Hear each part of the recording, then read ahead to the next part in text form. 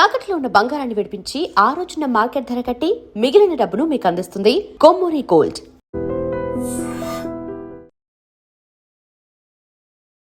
నమస్కారం, welcome to IT media. నేను మీ సంగీత. మల్కాజ్గిరిలోని అతి ఫేమస్ టెంపుల్ అయిన సిద్ధి వినాయక ఆలయంలో పూజారిగా పనిచేసే 47 సంవత్సరాల మురళీకృష్ణను నిందితుడిగా పరిగణిస్తూ 4వ అడిషనల్ డిస్ట్రిక్ట్ కోర్టు రీసెంట్గా సోమవారం రోజు అతనికి యావజ్జీవ కారాగార శిక్ష విధిస్తూ తీర్పు వెలువడడం జరిగింది. అసలు ఏమైంది, ఎందుకని నిందితుడిగా పరిగణించారు అనే విషయంలోకి మనం వెళ్ళి తెలుసుకున్నట్లయితే 2022 ఏప్రిల్ 18వ తేదీన అదే కాలనీలో ఉంటున్న నారాయణమూర్తి అదేవిధంగా ఉమాదేవి దంపతులు ఉండేవారు. అయితే ఉమాదేవి వాళ్ళిద్దరూ కూడా ఎప్పుడూ ఆ టెంపుల్కి వెళ్ళి దర్శనం చేసుకుంటూ ఉండేవాళ్ళు. ఒకరోజు నారాయణమూర్తి భర్త వెళ్ళలేదు, ఓన్లీ భార్య అయిన ఉమాదేవి మాత్రమే. ఆవిడకు 57 సంవత్సరాలు. వెళ్ళి ఆ దేవుణ్ణి దర్శించుకొని ఇంకా తిరిగి ఇంటికి రాలేదు. రాకపోయేసరికి ఇమీడియట్గా టెంపుల్కే వెళ్తానని చెప్పింది కదా అని చెప్పేసి ఆ టెంపుల్కి వెళ్ళి పూజారిని అడిగితే అక్కడ ఉన్న మురళీకృష్ణ పూజారి అతన్ని అడగగానే లేదంటే దర్శనం చేసేసుకొని మీ ఆవిడగారు మళ్ళీ బయలుదేరడం జరిగింది అని చెప్పేసి అన్నారు. ఒక రోజు చూసిన తర్వాత ఇమీడియట్గా భార్య ఇంకా ఇంటికి రాకపోయేసరికి దగ్గరలోని పోలీస్ స్టేషన్కి వెళ్ళి అతను కంప్లైంట్ రేస్ చేశారు, నా భార్య కనిపించడం లేదు అని. అయితే ఇమీడియట్గా పోలీసులు మొత్తం ఎంక్వైరీ చేసి అంత చేసిన తర్వాత కూడా ఆవిడ ఆచూకీ ఎక్కడ కూడా దొరకలేదు. తర్వాత 3 రోజుల తర్వాత ఆమె బాడీ ఎక్కడ దొరికింది అని అంటే ఎగ్జాక్ట్లీ టెంపుల్కి బ్యాక్ సైడ్లో ఒక కాలువలో దొరకడం జరిగింది. ఒక నాల, అందులో మృతదేహం నిర్జీవంగా పడి ఉన్నది చూశారు. చూసిన తర్వాత అది పంపించేస్తే ఆల్రెడీ ఇవాడు చనిపోయి 3 days అవుతుంది అని చెప్పేసి ఫోరెన్సిక్ వాళ్ళు దాన్ని ధృవీకరించడం జరిగింది. ఇక ఇమీడియట్గా పూజారిని పోలీసులు కొంచెము ఎంక్వైరీ చేయడము, తర్వాత నెక్స్ట్ సీసీ కెమెరా చూడడము, అక్కడికి వెళ్ళడమే మాత్రమే ఉంది. కానీ బయటికి వచ్చినట్టు కూడా ఎక్కడా కూడా ఆధారాలు లేవు. అందుకోసం అని చెప్పేసి పోలీసుల స్టైల్లో అతన్ని అడిగితే అప్పుడు నిజాన్ని ఒప్పుకున్నాడు. ఎప్పుడైతే ఆవిడ ఒంటి నిండా బంగారం వేసుకొని ఆలయానికి వచ్చేసి దేవుణ్ణి దర్శించుకుంటుందో ఆ సమయంలో అతను ఒక ఇనప రాడుతో తీసుకొని తల మీద గట్టిగా కొట్టడంతో ఆవిడ అక్కడికక్కడే మృతి చెందింది. మృతి చెందిన వెంటనే డెడ్ బాడీని ఏం చేయాలి అని చెప్పేసి అతను ఏం చేశాడంటే ఒక ఖాళీ డ్రమ్ము తీసుకొని ఆలయం పైన దాన్ని ఆ ఒక ఖాళీ డ్రమ్లో పెట్టడం జరిగింది 3 రోజుల పాటు. పెట్టిన తర్వాత ఆవిడ ఎప్పుడైతే చనిపోయింది కదా నెక్స్ట్ డే రోజే ఆలయంలో ఎలాంటి విరాళాలు లేకుండా ఎవరికి ఇన్ఫర్మేషన్ లేకుండా ఒక పెద్ద హోమాన్ని కూడా మురళీకృష్ణ కండక్ట్ చేశారు. చేసిన తర్వాత అయ్యో ఇంత పెద్ద హోమం జరుగుతుంది కదా అని చెప్పేసి భక్తులు అందరూ వచ్చారు, దర్శనం చేసేసుకున్నారు, వెళ్ళిపోయారు, అంతా జరిగిపోయింది. దాని తర్వాత ఇంకా శవాన్ని కూడా తీసేసి 3 రోజుల తర్వాత బయటపడేశాడు. ఎందుకు చేశావు అంటే ఆవిడ ఒంటి మీద ఉన్న బంగారం తీసుకోవడం కోసం నేను ఆవిడని చంపడం జరిగింది, నన్ను క్షమించండి అని చెప్పేసి అప్పుడు చెప్తే ఏమొస్తుంది, ఆవిడకు 57 సంవత్సరాలు. తర్వాత నెక్స్ట్ రోజు వచ్చి ఆలయంలో ప్రశాంతంగా దైవ దర్శనం చేసేసుకొని తనకున్న కష్టాలు కానివ్వండి, బాధలు కానివ్వండి చెప్పుకుంటే కొంచెం దేవుడు తీరుస్తాడు అన్న నమ్మకంతో వాళ్ళు అక్కడికి రావడం జరుగుతుంది. టెంపుల్కి వచ్చినాక కూడా రక్షణ లేకపోతే ఇంకా ఎవరికి చెప్పుకోవాలి, ఎవరితో మాట్లాడాలి, అసలు ఏమని మనము మనుషులను ఏ విధంగా అంచనా వేయచ్చు చెప్పండి.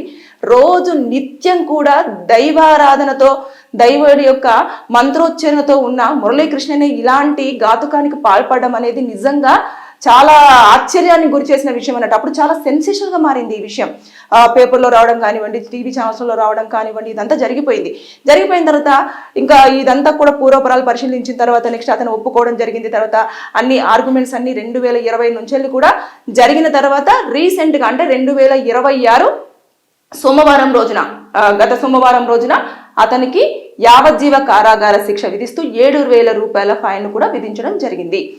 అంటే చాలా మంది అనుకుంటారు తప్పు చేస్తే మేము దొరకం కదా, ఒక మహా అంటే బెయిల్ మీద బయటకు వచ్చేస్తాము, తర్వాత సంగతి తర్వాత మళ్ళీ శిక్ష పడ్డప్పుడు ఆలోచిద్దాము అని చెప్పేసి అనుకుంటూ ఉంటారు చాలా మంది. అలా ఏముండదు, ఎన్ని సంవత్సరాలైనా పర్వాలేదు, ఖచ్చితంగా మీ యొక్క తప్పు చేశారు అని చెప్పేసి ఆధారాలు కనుక ఉన్నాయి అంటే కంపల్సరిగా కోర్టు వారిని పనిష్ చేసే అవకాశం అయితే ఉంటుంది.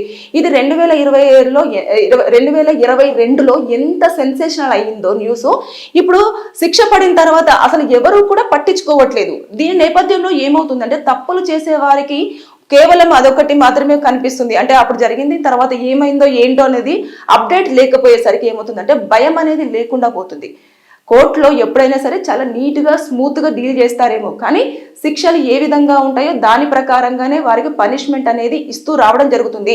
ఇప్పుడు మల్కాజ్గిరిలో జరిగిన ఇన్సిడెంట్ దీని కదా. కుక్కడపల్లిలో కూడా ఒకసారి లవ్ చేస్తున్నానని చెప్పేసి పూజారి ఆ అమ్మాయిని చంపేసి ఒక కింద మన సెప్టిక్ ట్యాంక్ లో కూడా దాచిపెట్టడం జరిగింది కదా, ఆ కేసు కూడా ఇప్పుడు హియరింగ్స్ లో ఉంది కాబట్టి దానికి కూడా పనిష్మెంట్ పడే అవకాశాలు ఉంటాయి. ఎందుకంటే ఎవిడెన్సెస్ అన్ని చాలా క్లియర్ గా మెన్షన్ చేశారు అనుకోండి, ఖచ్చితంగా కోర్టు దాని టైం తీసుకున్నా మంచిదే, కానీ మొత్తం పూర్వపరాలు పరిశీలించి ఇద్దరు బోత్ సైడ్ అడ్వకేట్స్ వాదనలు విన్న తర్వాత అన్ని ఎవిడెన్సెస్ అన్ని క్యాలిక్యులేషన్ చేసి అప్పుడు శిక్ష అనేది ఖరారు చేయడం జరుగుతుంది.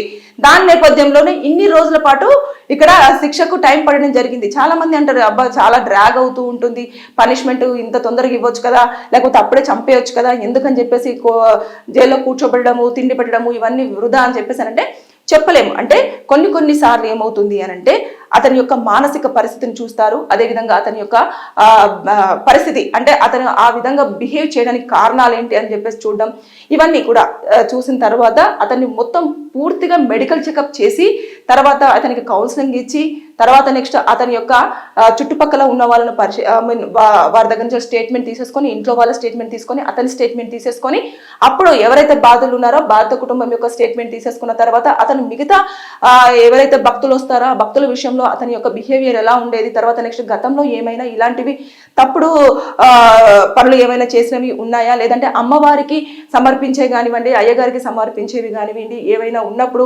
అందులోకి వెళ్ళి ఏమైనా నగలు దొంగతనం చేసినట్టు కానివ్వండి, ఏమైనా ఆలయంలో ఇప్పటివరకు దొంగతనాలు జరిగినట్టు కానివ్వండి, ఉండిలో డబ్బులు ఏమైనా మాయమైనట్టు కానివ్వండి, ఇలాంటివన్నీ జరిగావా, ఇవన్నిటి కోణంలో కూడా ఈ యొక్క ఇన్ని ఇయర్స్ పాటు అంటే దాదాపు 4 సంవత్సరాల పాటు కూడా ఇదంతా ఎంక్వైరీ చేసిన తర్వాతనే ఈ యొక్క ఇప్పుడు ఏదైతే శిక్ష ఉందో అది ఖరారు చేయడం అనేది జరిగింది.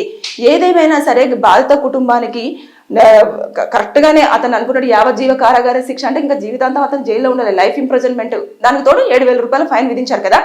అక్కడ బాధితులు హ్యాపీ అంటే పనిష్మెంట్ పడింది అనుకోవచ్చు, కాకపోతే చనిపోయిన వ్యక్తిని మాత్రం తీసుకొచ్చి ఇవ్వలేము, అదేవిధంగా వారి యొక్క కుటుంబంలో జరిగిన ఏదైతే లోటు ఉందో దాన్ని మాత్రం ఎవరు కూడా పూడ్చలేంది.